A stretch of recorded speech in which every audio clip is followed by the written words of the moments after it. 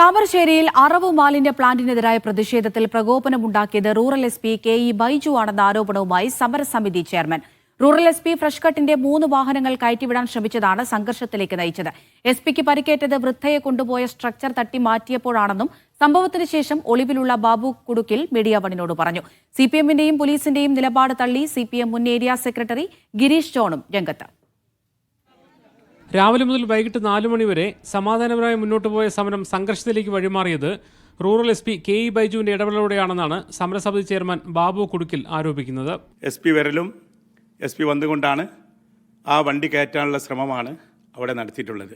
സമരക്കാർ എസ്.പി. ആക്രമിച്ചിട്ടില്ല, ഫാക്ടറിക്ക് തീയിട്ടിട്ടുമില്ല.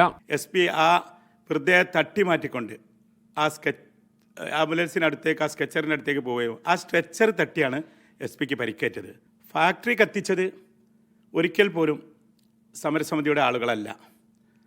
സമരസമിതിക്ക് അങ്ങനെ ഒരു ഉദ്ദേശവുമില്ല. 6 വർഷത്തെ സമരത്തിൽ ഇതുവരെ പോലീസിനെ ആക്രമിച്ച ഒരു സംഭവം ഉണ്ടായില്ല. SDPക്കാരന് ആക്രമണം നടത്തിയെന്ന വാദവും ഞങ്ങൾക്കില്ല. പോലീസ് നരനായട്ടായതിനാലാണ് സംഭവത്തിന് ശേഷം നേതാക്കൾ മാറി നിൽക്കുന്നതെന്നും സമരവുമായി മുന്നോട്ടു പോകുമെന്നും ഒളിവിലിരിക്കുന്ന സമരസമിതി ചെയർമാൻ മീഡിയ വൺ നൽകിയ അഭിമുഖത്തിൽ പറഞ്ഞു. ഇതിനിടെ അക്രമത്തിന് പിന്നിൽ SDPI ആണെന്നും നുഴഞ്ഞുകയറ്റക്കാരാണെന്നുമുള്ള CPM വാദം മുൻ ഏരിയ സെക്രട്ടറി തന്നെ തള്ളി.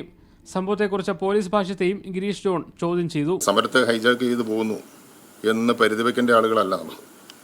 ജനങ്ങളുടെ തികച്ചും ജനുവിനായിട്ടുള്ളൊരു പ്രശ്നത്തിൻ്റെ മേലെ നമ്മൾ സ്വീകരിക്കേണ്ട നിലപാടുണ്ട്. ആ നിലപാട് സ്വീകരിച്ചാൽ ഈ പ്രശ്നം ഉണ്ടാവില്ല. സ്ത്രീകളും കുട്ടികളും എല്ലാം സ്കൂളിൽ പോലും പോകാതെ പങ്കെടുക്കുന്നു എന്നുള്ളത് അവരുടെ അവിടുത്തെ പ്രയാസമാണ് സൂചിപ്പിക്കുന്നത്. സമരക്കാരെ അറസ്റ്റ് ചെയ്യാനുള്ള നീക്കം പോലീസ് തുടരുകയാണ്. താമരശ്ശേരിയിൽ ഇന്ന് SDP വിശദീകരണ യോഗം നടത്തും.